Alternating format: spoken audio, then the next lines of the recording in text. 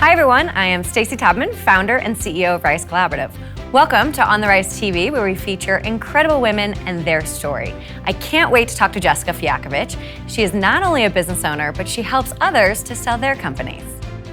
Jessica Fialkovich is on a mission to help small business owners leave their legacy and sell their businesses successfully, no matter the size. A mergers and acquisition expert, keynote speaker, and small business advocate, Jessica co-founded the award-winning Transworld Business Advisors Rocky Mountain, where she has helped thousands of entrepreneurs. A serial entrepreneur herself, Jessica has built and sold 2 startups with her husband and has been honored by countless national and local organizations for her work. Hi, Jessica. Hi, how are you, Stacey? I'm doing good. Thank you for coming. Oh, thank you so much for having me. It's good to see you. I think you were one of the first women I met here in Denver. Yeah, I think we were connected through an entrepreneurs group, which is amazing, right? That you get all these connections throughout the world. Yeah, and it was nice to come into a brand new city and have a friendly face, so thank you. Oh, well, it was all my pleasure. Well, I'm glad that you're here. I'm excited to talk. Your journey's been really interesting, and I think a lot of people can learn from your windy roads, but I always love to go back to good old high school days. Yeah, high school was so much fun. Or terrible, one or the other. I liked high school. I enjoyed it. Oh, good. Yeah, I mean, I think high schoolers so often get that question, what do you want to be when you grow up? And I think that's a funny question, because I don't know about you, but I was still figuring it out. So I'm curious where you were in high school and what your first job was. Yeah, I think I was figuring it out. I thought I knew. Did you? I thought I knew, but I was wrong, right? What did you think you wanted to be? So I thought I wanted to be originally a veterinarian, but then I found out I pass out at the sight of blood. So that doesn't Minor work. details. Right? So then I was an athlete, so I thought I'd work in sports. So my first job, my sister and I ran a small local gym. And this is before there was gyms for spinning and yoga and whatever. It was just like you went to boutiques. It was just like you went to the one local gym in our small town. That was it. Nice. So you worked like the front desk. We went to the front desk, and it's funny because my sister and I are 3 years apart, but we still looked exactly the same, so nobody could get our names right and confuse us. But yeah, we ran the front desk. We were the membership coordinators, making sure all the members were happy, things like that. Got a free membership, so I worked out a lot. Hate that. No, I didn't hate that at all. Well, that's awesome. So you thought you wanted to be a vet. Was that going into college, or when did that switch? That switched actually right in high school. Was when I had my blood taken for the first time, saw blood, passed out. I'm like, okay, that's not going to happen. But that's when I started thinking, oh, well, I'm an athlete. Maybe I'll work in sports. So that's where the gym came in. Yeah. When I went to college, I started working with athletic organizations. So I worked with this organization called Pop Warner Football, which is popular on the East Coast. It's basically football for youth and up through high school. And then that got me into working in the NFL for the Philadelphia Eagles. Oh, I don't think I knew that about you. Yeah, I worked for the Eagles in college. Actually got to work with them for the year they went to the Super Bowl and lost, but it's still a lot of fun. I stayed in sports for a few years after college, but that was definitely not my path. Yeah, so. And now you sell companies. Yes, and now I sell companies. So there's, it's been quite a shift from sports to mergers and acquisitions and selling companies. So how did you get there? I think the one thing I knew in high school was that I was always interested in business. People would go to their accounting classes and say, I hate accounting. I'm like, well, I don't hate accounting. I don't love accounting. I still don't like accounting. But you found it interesting. But I found it interesting. So I majored in business in college. And I think that's what really connected my theme is when I got into sports, I was like, well, the business end of it's really more interesting than the sports stuff. Yeah. So after being in the sports industry, we went through the Great Recession in 2008. Is that when you were switching careers? I was switching careers, wow. So that had to be challenging. Yeah, it had to be. It was a challenge, but it was also an opportunity, right? Mm-hmm. So I look back at it now, and a lot of people talk about my generation, the Millenials, like we entered the workforce at the wrong time, but it was also like the right time to start a company. So when I got laid off from my job at that point, I started my first business with my now husband. Okay. In the wine industry, actually, it was another thing. Like I was like, I like wine. We'll work in that industry. And you just thought, I'm going to create a company around it. Yeah. We had a friend that was pretty successful, or we thought he was successful. He owned a wine store, and we're like, cool, we'll do that.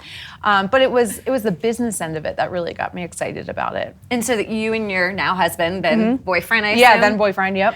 That's a bold move. I'm very impressed. Yeah. You guys started this company together. How did that go? What was that like? It was a lot of fun. I mean, it was the benefit of doing it so young and at a point in our lives where we had no overhead, right? The whole thing was focused on the company, and we had a lot of time to work together and work on the business. I was fortunate too because at the time we didn't have to pay for housing. traveling. We were living at my in-laws' second home in Florida, working on the company. Yeah. But it was a lot of fun. It brought us closer. It really changed the dynamic of our relationship of just being, boyfriend, girlfriend, and we got married in the middle of the launch of the company. So nothing like doing it all at once. No, all at once. I think we got laid off in 08 or 09, started the company in 09 and got married in 10. So just do it all. Yeah, right? Why not? It's the Band-Aid off. Yeah, exactly. No, I think that's interesting. And my business partner in St. Louis, I often refer to her as my work wife. I mean, when you work next side by side, it very much is a marriage. You just get to do it both at work and at home. Yep. Yeah. And it's interesting. People ask me all the time, like, how does it work? Mm-hmm. And what I have found in business, it's better to do it with partners. You hear all types of awful partnership stories, but at the end of the day, it's very hard to go at anything on your own. You have to have that support. And so as my husband, as my partner, we're 100% aligned, right? I think that's key. Yeah. I mean, that's, I think, where most of those partnerships go wrong is when you have two people that are just... Yep. And it's easier, I think it's easier when you're married to your partner, right? Because all right, well, the decisions we make at the workplace directly affect our home life. And our home life's the same, right? So it's not like I have a partner that's living high on the hog and I'm super frugal, right? We have the same kind of core values. So that's been really helpful. And so, how did you transition from the wine company to now selling companies? Yeah, so I got into the wine business, and I think the one theme early in my career was I made decisions based on what I thought I was passionate about. So I played sports. Smart. I thought I was passionate about sports. And I don't regret that, but I also realized through that just because you're passionate about something does not necessarily mean you want to work in the space. I think that's important because I think young people hear, find your passion. And for me, that was quite a daunting thing to hear at a young age. Like, in theory, that sounds great. In reality, what does that look like? And it may not be the best choice. Right, and honestly, it kind of destroys your passions too. So I worked in the NFL and the NHL, and I haven't been to a single sporting event in probably almost 10 years, pretty much since I left. You were sort of burnt out or lost interest? I used to be a big Eagles fan. I don't root for the Eagles anymore. Sorry guys, sorry dad.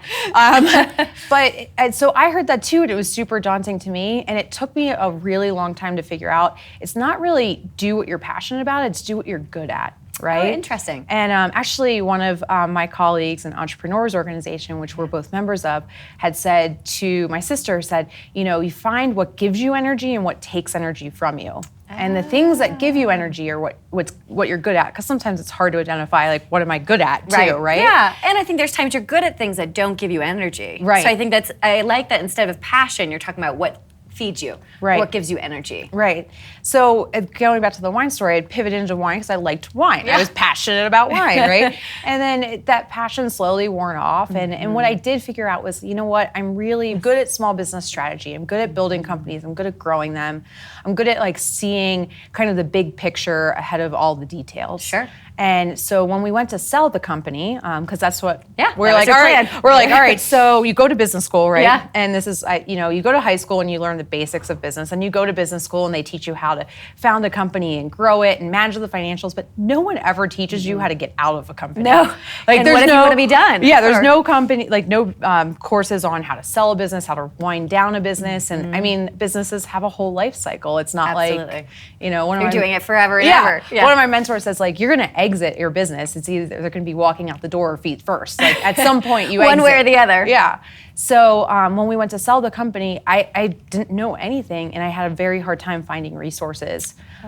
So kind of through my self-education, that's when I became passionate about helping other small business owners to see the whole picture. So it's not just about the sale, but we work with a lot of people too, or how do you get ready to sell? Or how do you build your company from the first day so that you can leave the company? Yeah, and who do you have to surround yourself with? It's quite daunting as a business owner to think about all the things that I don't know. Yep. And that if I don't make smart choices now, when I want to exit my company one way or the other, I haven't set myself up for success. Right. And I think it's going to be more prevalent in the coming years. I think, the baby boomers and, my grandparents' age, people went into jobs and businesses and they stayed there forever. Absolutely. And that's not the case anymore. I was also talking to my mom, it's also the case with houses, right? So my mom's I grew up in New Jersey, now live in Colorado. My mom's getting ready to move out here.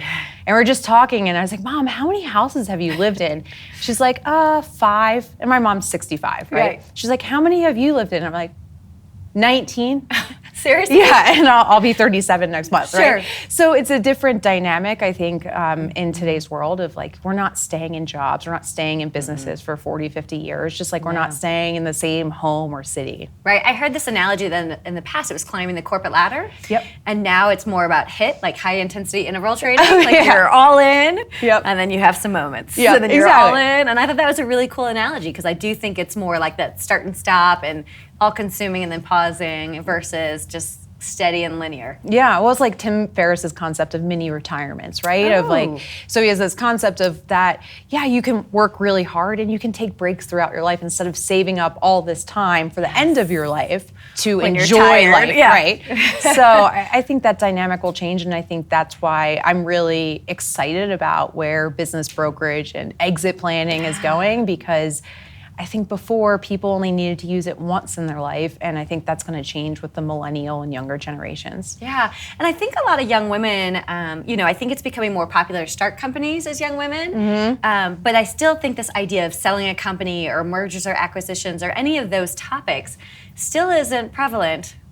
No, it's not in the women's space. It's so not. I'm curious how that journey has been for you and what you've learned. I've learned a lot, and it's really it's not just for women. It's like it's more I'd say attractive right now to be a startup entrepreneur, right? I would agree. And I feel like what is that show? Shark Tank. Yes, in many ways, it's perpetuated that. Yes, I think it's amazing that they've made it more mainstream, but I think they've a little over glamorized it to the point where it looks so easy. Yeah, it's not easy. It's probably being a business owner, as you know, is the hardest job you can pick. Absolutely. There's the nonstop. Nonstop. It's the famous quote of like, entrepreneurs are the only people willing to work 80 hours for themselves to avoid 40 hours for someone else, right? Yeah, that's a great quote. Exactly. But as women, what we need to start doing, and this is, I heard Sarah Blakely talk about this, and we have to remember that only 30 years ago, women really didn't have a lot of options in the workplace. Like even think about one generation removed. My mom, 65, she was retiring as a nurse. Right, my mom was a teacher. Right. And then a secretary. So that's the two mainstream careers they had. Right. So we think about women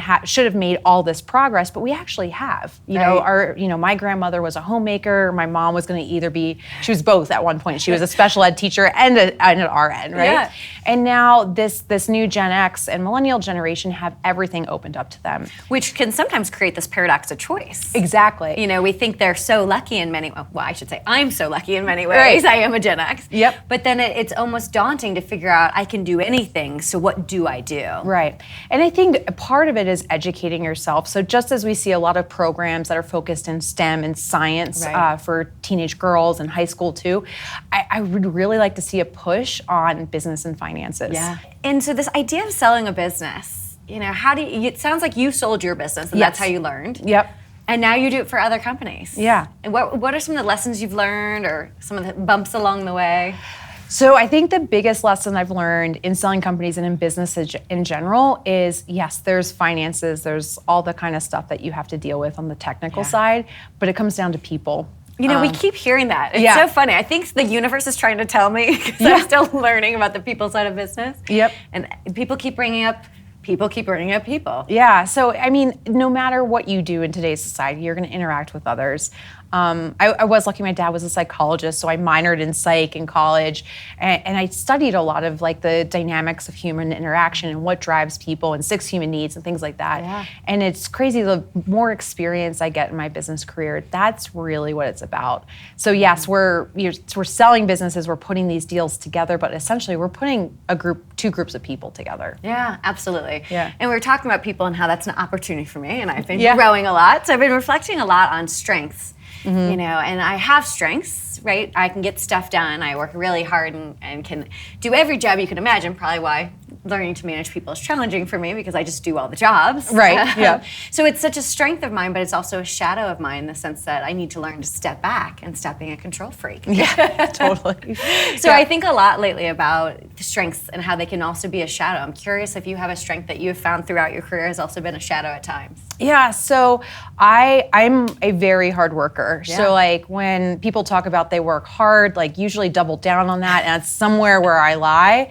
And I have a big strength to get stuff done, to be super focused, to be very driven. And the flip side of it is that I've also always struggled with anxiety. And I think actually that nervous energy that's always sitting in a ball in the gut of my stomach is what drives me and pushes me to do everything.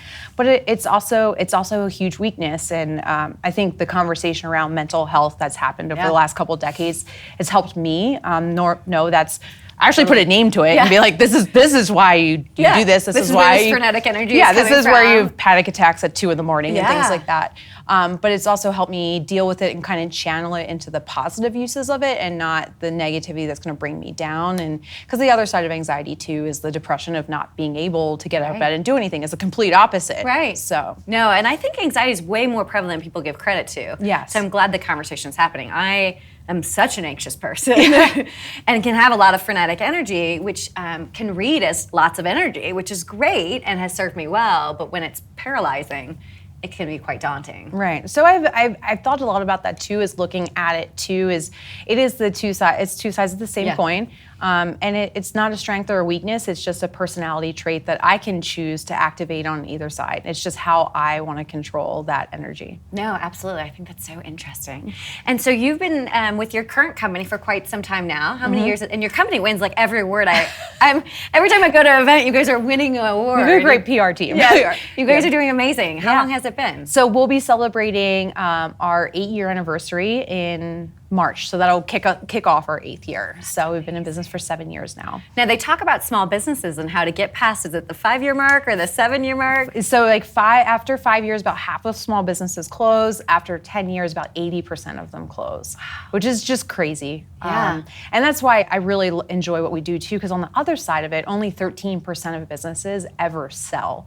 So there's a huge opportunity there. People just don't realize I can sell my business. There's a lot of people that end up just closing their business down. Because they're kind of done and don't know what to do. They don't know what to do. They don't know selling as an option. So that's what I'm excited about in our industry. But 5 years, 50% of businesses survive. 10 years, only 20% do. And then there's another statistic that one of our other guests brought up around being a woman-owned company and being over $1 million. That's only 1%. Anywhere between 1% to 2%. Okay. But I also have to say that we have to take a step back, and you hear that a lot, and they're like, oh, well, women-owned businesses aren't growing as much, right? Right. But again, if we think about one generation ago, being a business owner was not an option for most women.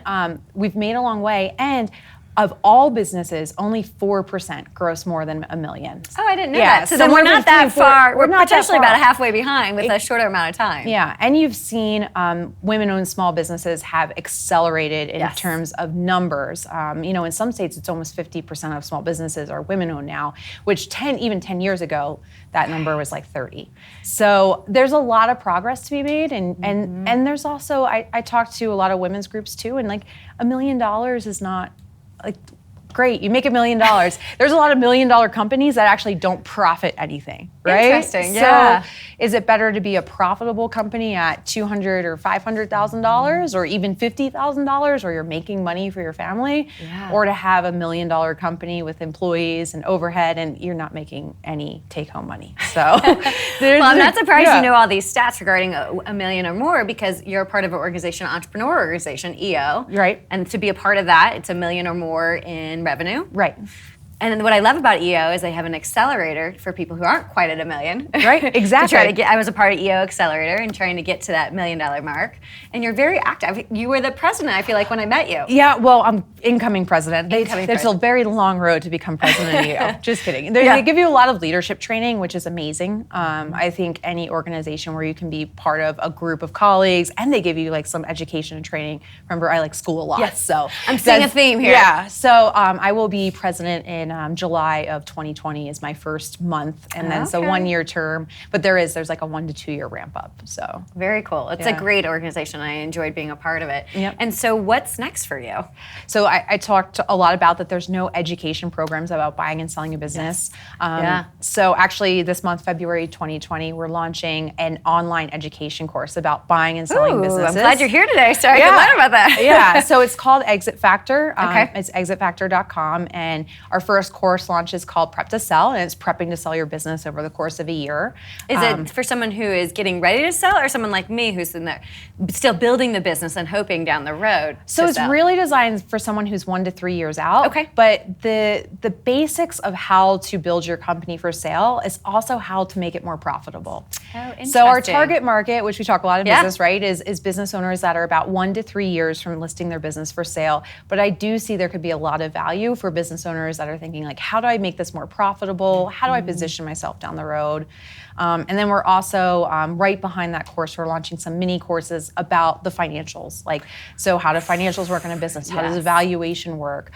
So that's much more of a wider net we're casting of just trying to inform business owners or new entrepreneurs that are just thinking about buying or even starting a business. You know, it's funny you bring up finances, you know, being a math teacher and a math nerd, math is something I love, but interestingly enough, when I started my company, talking about the money side or thinking about the financial side really intimidated me. Right. And I've found that a lot of women I talk to, we so much lead, the women I'm speaking with, not all women, we so much lead with passion and the lives we're wanting to change, and it's taking me some time to really start thinking about it from the revenue and the financial side. Right. So if I could go back in time, I feel like that's something that would have really helped me. And I see that as a struggle for some of the women I'm talking to. They're very passionate about what they're doing, but not thinking about the profitability of their company. Totally. And I think that's a theme. And I think it goes back to almost fear of finances. And again, if we come back to where we are at in the world demographically, right?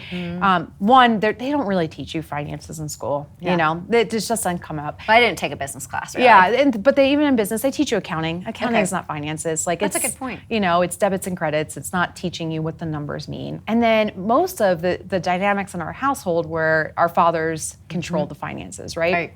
So I think it starts there with this intimidation factor around finances. And the more you can educate yourself from an early age about what finances are. So when I mean finances, I don't mean accounting. I'm like, you know, simple things like how does banking work? How does it work to get a bank account? How does it work to get a loan? You know, what does interest mean? What is compound interest? Those kind of things really give you the confidence then when you're starting your business career, your entrepreneurship career, then you look at the whole package of the business, which a big piece of that is financial management. Yeah, I think I heard an interesting quote, I'm gonna butcher it, but something about 67% of women would rather talk about death and dying than finance and money. Yeah. And I really, once I read that quote, I'm like, let's start talking about money. Yeah, exactly. You know, because we need to change the conversation and be comfortable and not feel like there's something icky or wrong with the desire to make money. Doing good and making money don't have to be mutually exclusive. Right, Which has been a big shift for me as a teacher. Yep. I had a mentor who said, I heard about you, but I didn't take you seriously. She said, my company saves lives, but we make money and we don't apologize. And that was really important advice for me because I felt like by making money, it took away from what I was wanting to do. Right. Oh, that's so powerful. Yeah. But I agree, and I think there's this almost misconception that making money or businesses that make money, and the news, I mean, they're just negative on everything now, but they almost demonize these companies and these people that make money. But all of that profit is actually what funds most of our nonprofits, most of our civic work. I don't know the stat, but it's something crazy, like 95% of all nonprofit dollars are financed by the top 5%. Oh, absolutely. You know, so that's what I want to start having the conversation about more about money. Is like, yes, it's not about the money, it's about what you do with the money, right? And the impact you can make. I had a coach that was like, Stacey, you got to get over this. Yeah. If you sell more and you make more money, you can change more lives. Right. And it starts with you can employ more people. You can provide more value to your customers. You don't have to go out and, you know, solve the homeless problem in your city to make an impact. You know, you can start small. You can start small. When we were a small company, this was a couple years ago, and I think we only had 10 employees there, maybe not even, but we added up between spouses and children and other people that were being taken care of by employees. We were impacting 65 people's lives, which is a big deal. You know, so even as a small company, you're providing a lot of impact, but the only way you stay in business is if you're profitable. Yeah, no, I think that's a really good point, and it makes me think about advice I'd give my younger self. I'm curious if you have any advice you'd give your younger self now that you've worked in the sports arena, you've started a company, and now you sell companies. companies. Yeah. You've experienced quite a bit. So what would you have told your 18-year-old self? I would tell my 18-year-old self, and I still tell myself this now, is just be more patient. Yeah. I've put so much pressure on myself in the present and not trusted that, it's the little things you do every day, and that's what'll provide the growth over 10 years. And I've always, goes back to the anxiety, Yes. right? I've always put so much pressure on myself that this has to be done this year, this has to be done today, or I have to get yesterday. this. Yeah, exactly. So be patient. Oh, I'm going to tell myself that today. Yeah. I mean, I still don't take that advice most days, but you know. Well, another person I love, Jim Rohn, whose quote is, "You are the average of the 5 people you spend the most time with." Yes. I really, I think about who I was when I was a teacher, and I think about who I am today, and the people who I surround myself with. They've totally changed what I believe is possible. Yeah. So I'm curious, somebody that is in your 5 and how they've impacted you. So one of my mentors is Heidi Ganal. She's a very successful entrepreneur in Colorado. She founded Camp Bow Wow, which I love her just because I love my dogs. Right. And she's super impressive on so many levels. She's super impressive on so many levels. But every time I talk to her, or like we do a speaking event together, I'm like, Heidi, my absolute favorite thing you've ever done is put video cameras in doggy daycare, because that was her innovation. That was her. That was her idea, wow, and I was like, oh my God, I love you, and you've also killed my productivity at work. But Heidi's a great mentor. She's taught me a lot, but I think the biggest thing she's taught me is that you can have it all as a woman. Like, she's very successful. Talking about finances, like, she's very well versed in finances. She has 4 beautiful children, sold a husband, her company, sold her started a new company. one. She ran for office. Like, you can do it all. Yeah. You just need help to do it. Right. And you can do it all at once. And you can do it all at once, right? Yeah, she didn't run for office, have, the twins, and run the company all at the same time. Yeah, and now she has a new thing, She Factor, which is helping young women. Yes. So that's really incredible. Yeah, helping young women, a little bit older than this crowd, but exiting college age, with that question that we were talking about, is there's so many options out there now. How do you navigate all the options and build a life that's fulfilling for you? So that's what She Factor does, and, great communities of, groups that get together, similar to like our EO groups. So anything she's doing, it's going to be good. Yeah. Well, thank you so much for taking the time to talk. It's always a pleasure. You're just a wealth of knowledge in the entrepreneur space and all things. Thank you so much, Stacey, for having me.